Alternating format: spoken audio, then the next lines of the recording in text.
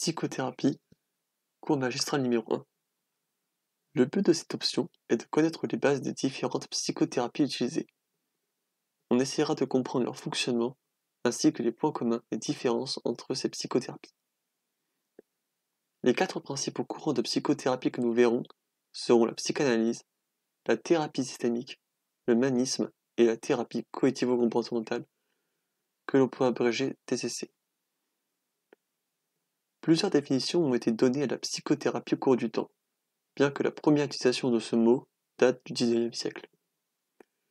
Justy a donné une définition en 1995, dans laquelle il décrit la psychothérapie comme une rencontre entre deux personnes ou plus, dont l'une d'elles a des qualités personnelles, comme l'empathie, l'écoute ou encore la célèbre neutralité bienveillante, ainsi qu'un ensemble de connaissances théoriques et techniques permettant d'aider au changement des autres personnes. Dans cette définition, il n'est pas question de troubles, laissant ainsi inclure les thérapies de couple, par exemple, comme une psychothérapie. Strutaka a donné une autre définition en 1976. Il décrit une psychothérapie comme un processus interactionnel, conscient et planifié. Le but est d'essayer d'atténuer un trouble comportemental et ou une souffrance d'un patient nécessitant, selon un consensus précis, comme par exemple le DSM-5, un traitement utilisant des moyens psychologiques. Le but est préétabli entre le thérapeute et son patient avant d'opérer à des changements grâce à des techniques verbales et non verbales basées sur la connaissance de ce qu'est un comportement normal. Finalement, on peut dire que cette définition se rapproche du courant cognitivo-comportemental. Le patient doit forcément être atteint d'un trouble dans cette définition. Alors on a une dernière définition qui, à l'inverse de celle que je viens de présenter, estime que toute interaction où il y a tout simplement une base autour de principes psychologiques, un thérapeute formé et un client qui cherche de l'aide pour un trouble mais aussi un problème est une psychothérapie. Le traitement créé par le psychothérapeute est souvent adapté, voire parfois individualisé. La complexité du rôle de psychothérapeute peut être illustrée dans l'exemple de l'anorexie. On doit se montrer empathique envers le patient tout en visant un objectif que lui ne souhaite pas, c'est-à-dire prendre du poids. On peut abréger une psychothérapie comme une solution avec deux principes actifs, c'est-à-dire la communication et l'intervention, qui visent à donner du sens au trouble ou au problème, à résoudre ce problème ou soigner ce trouble. Et le principal facteur visé est aussi une bonne alliance thérapeutique, rendant possible l'efficacité du traitement. Alors on va maintenant parler de l'histoire de la psychothérapie. Alors bien que ce mot soit apparu pour la première fois au XIXe siècle, l'idée de celui-ci remonte depuis l'Antiquité, voire avant. On va déjà parler des thérapies fondées sur le religieux.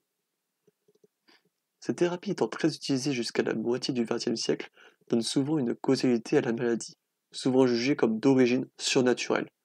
Elle serait aussi liée à une faute ou un péché commis. Dans ces thérapies, il n'y a aucune distinction entre le corps et le psychologique. On parle dans un premier temps du chamanisme, dans lequel un patient va voir un chaman possédant des connaissances supposées. Le chaman saurait trouver l'origine des problèmes du patient, ainsi que comment les traiter. Alors ici, le chaman comprend réellement ce qu'il fait, ce qui signifie qu'il n'y a aucune manipulation, contrairement à par exemple le gourou d'une secte. Alors cette thérapie est exclusivement basée sur la confiance et la croyance des capacités du chaman, et il n'y a évidemment aucun concept théorique et pas de preuve scientifique. On a ensuite la mantique, qui est une thérapie datant de l'Antiquité, qui donne des causes aux maladies d'ordre divin. De nombreuses cures ont été inventées pour soigner les diverses maladies, comme effectuer des sacrifices, prendre différents bains, utiliser des plantes médicinales, ou encore l'hypnose est l'ancêtre de l'art-thérapie, au sens où on utilisait pas mal les jeux et la musique comme traitement. Il y a aussi l'exorcisme, voire l'adorcisme, dans lequel un patient serait possédé par un esprit surpuissant. La personne atteinte agirait donc sous son influence. Pour donner une certaine croyance à la scène, l'exorciste parle au nom de Dieu et peut effectuer une préparation mentale ainsi qu'une purification physique en passant par un jeûne. Avant d'encourir un jeûne, je sais pas si on dit comme ça. Bref, il mange pas pendant 2 jours par exemple, avant d'encourager le possédé à lutter et de demander à l'esprit de quitter le corps. Alors on peut conclure en indiquant que ces thérapies basées sur le religieux permettent de donner une cause souvent extérieure et que le plan thérapeutique se base presque exclusivement sur la croyance envers le guérisseur ainsi qu'en ses pouvoirs. Alors maintenant, on a ensuite vu l'approche rationnelle, plutôt les approches. Déjà en 4000 avant Jésus-Christ, un premier courant a tenté d'expliquer les maladies en passant par l'observation ainsi que la déduction. Ils utilisaient les mathématiques pour vérifier leur modèle théorique basé sur des observations et des analyses critiques. On a ensuite Hippocrate qui intervient au 5e siècle avant Jésus-Christ, qui donne aux maladies une origine naturelle et non surnaturelle, ce qui est à cette époque une révolution. Il crée un modèle où il est question d'équilibre entre différentes humeurs dans le corps, comme le sang et la bile jaune et noire. Jaune ou noir. Il ajoute la notion de terrain, c'est-à-dire une potentielle prédisposition à attraper la maladie, ainsi que la notion de responsabilité, où l'individu est responsable de son corps et est ainsi à l'origine de sa propre maladie. Certains facteurs comme le temps, le climat et l'alimentation sont des variables risquant un déséquilibre des différentes humeurs. Alors la technique de traitement principale était de soustraire l'humeur en excès, provoquant le déséquilibre. Ainsi, il pouvait y avoir des vomissements, des saignées ou encore des lavements qui étaient pratiqués dans le but de soigner. Des écoles philosophiques ainsi que les pythagoriciens ont inventé des modes de vie très stricts et particuliers afin de pouvoir éviter la maladie, la base étant un contrôle de soi très rude et presque total. Les stoïciens ont quant à eux travaillé principalement sur les angoisses en essayant de se détacher des pensées négatives, faisant suite à une idée sombre comme la mort.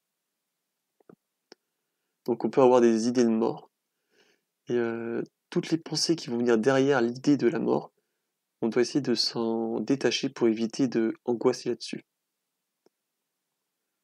Alors cette approche, donc l'approche rationnelle, durera quelques siècles avant d'être complètement balayée par l'essor du Moyen Âge, avec l'inclusion de la religion dans la médecine. Elle reviendra cependant notamment avec la théorie des humeurs vers le XVIIIe siècle, cohabitant avec le mesmérisme. Alors finalement, on peut dire que cette approche est aussi basée sur des croyances sans fondement ni preuve scientifique. La responsabilité est donnée à l'individu, provoquant ainsi de la culpabilité.